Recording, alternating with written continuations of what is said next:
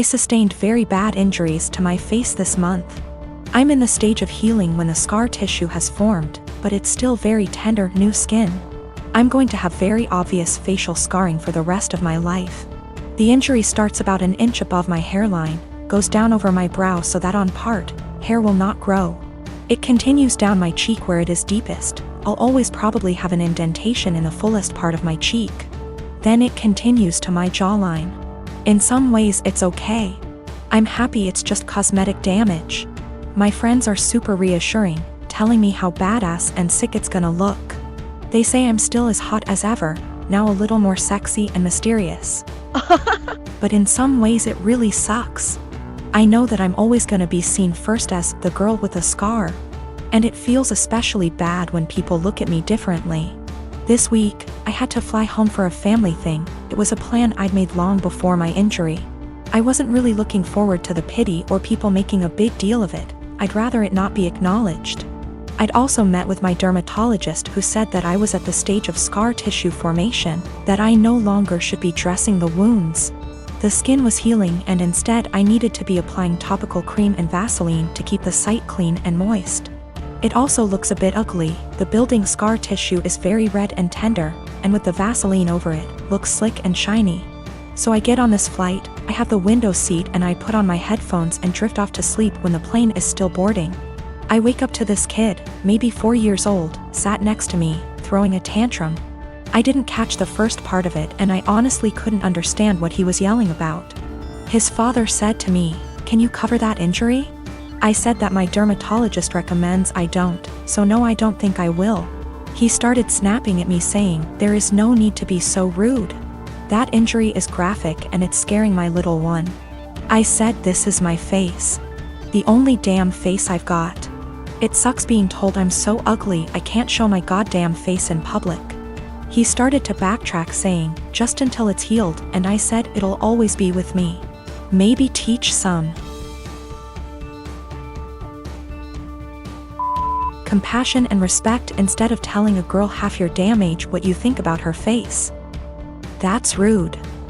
He actually got up after that and I think went to a stewardess about a seat change because a young couple came to sit next to me on a few minutes instead. I've gotta admit I felt so low that I put on my sunglasses and had a quiet cry for a few minutes. When I was a teenager, my dad bought me a classic 1972 Ford Bronco. It was my true passion and I don't recall a memory from high school that somehow doesn't involve that truck. Plus my dad and I would spend hours and hours working on it together and we went through that especially father/son rough patch. When I was teenager it was always that Bronco that brought us back together. I made a huge mistake and sold the truck when I turned 19 and my dad died of a heart attack 2 months later, so while not logical, I've always felt a karmic connection between the two events. We had a baby in early February. She is our first and the light of my life. My wife is doing well, but she's back at work and she's realized that she hates all the daycares we've tried and really wants to be a stay-at-home mom, and plus she's still very hormonal from delivery. Lack of sleep and breastfeeding, so she's having a rough time and is angry a lot. I guess I need to say this. 2 weeks ago I was driving through our town's warehouse district and saw a Bronco that was pretty beat up but resembled mine. I stopped just for nostalgia's sake and the owner came out and let me take a look inside. My dad and I had glued a wheat penny under the dash as sort of security measure, so I just sort of checked and goddamned if it wasn't my Bronco. I asked him if he'd ever consider selling it. He said actually someone was on I-25 as we spoke from Colorado to buy it for $21,000. I freaked out and asked him if I could buy it right then and there for $23,000. He said if I could come up with the cash, yes. I had been procrastinating setting up a 529, so I had $12,000 in savings that my wife's parents had given us. I maxed out my credit card to Venmo and my mom bought down a check for $4,000 and I drove away in my old car. It was like a dream come true. Like a literal dream come true. It needs a lot of work I can't afford right now, but it's mine. Like in my driveway, mine. Again. I can't even describe what a joy this is. My wife and her parents are furious with me. They feel I was deceptive, that a real Man would have sacrificed anything and everything so my wife could go stay at home with his kids, and that's setting aside that they gave us the money for a college fund. My point is my daughter is only 6 months old, we have 18 years to set up a college fund of her. But this Bronco means everything to me, and if I wouldn't have acted it would have been gone forever. Now it can be that same connection between me and my kids. To me it's the literal meaning of happiness. I talked with my mom and she is basically going to buy the Bronco from me in order to refill the college fund and pay off the credit card. The $4,000 will be a gift and she's going to give me whatever I need to restore it. She's always been awesome to me and she's rather the money be spent now than wait for me and my sister's inheritance. I didn't tell my wife that my mom bailed me out and lied and said I found a buyer for the Bronco. I'll figure out how to cross that bridge when I get there, but my wife was so relieved that I had come to your senses. I don't want to disappoint her. It's going to take all my lying skills to pull this one off over the next few years. My son Simon, he is 16, moved out of the room he used to share with his little brother and got his own room a few months back. Ever since, he's been complaining about his mom barging in without knocking and interrupting his sleep and studying. Sometimes when he's changing, I know that she's his mother, but he says he's got his own room and has a job and is learning to become an independent adult, but doesn't feel like his privacy is being respected even when that's his mom. He says he's not a kid anymore and is entitled to at least get a knock on the door before she comes in. He was getting tired of her not listening to him, so he came to me and said, "Dad, you need to help me set some clear boundaries with Mom." So I spoke to her about her need to knock before entering Simon's room. She was like, "What? And no, we're family, not strangers. Do you really expect me to foolishly knock on the door 5 times a day? That's ridiculous. Also, the knocks doors in their own home?" I told her my family, for instance. She made a face, then went on a rant about how my family hate each other's and the way they treat each other's like they were strangers is shameful. I told her family or strangers, it's about respecting one's privacy. We had an argument about it and I told her if she wasn't going to stop with the barging and refuse to knock on the door before entering, then our son will get a lock. She did it again at 11 p.m. She barged in when our son was asleep. He jumped up because he got scared.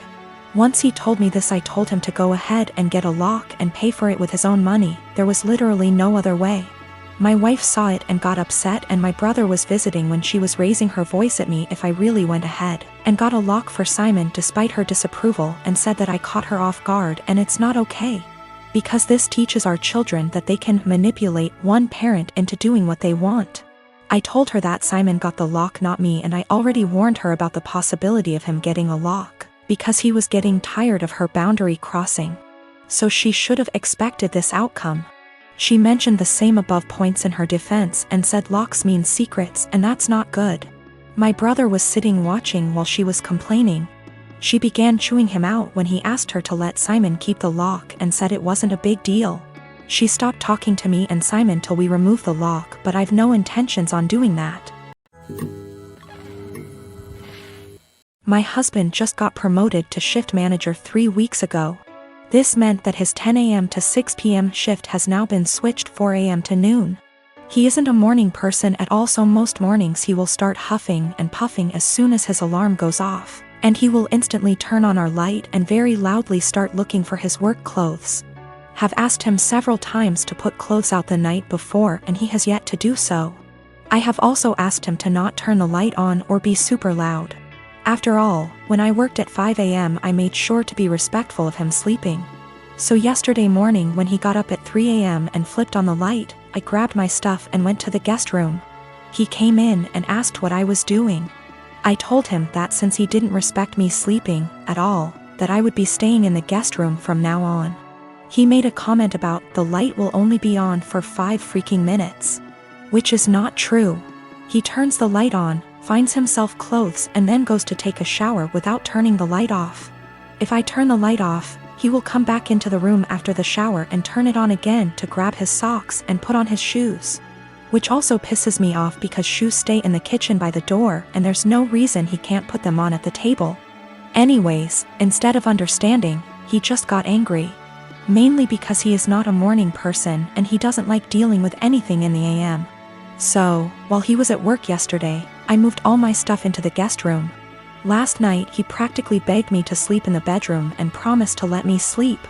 Well, this morning he flips on the light again, so I sit up and I'm like, are you kidding me right now? And he says, I'm being quiet. As if that was the only issue. So I went into the guest room and locked the door. I told him I was staying in here from now on despite his efforts to sway me. He thinks I'm overreacting. I work 4 p.m. to midnight. And cute little tidbit, I'm the breadwinner. I make nearly $5 more on my hourly wage.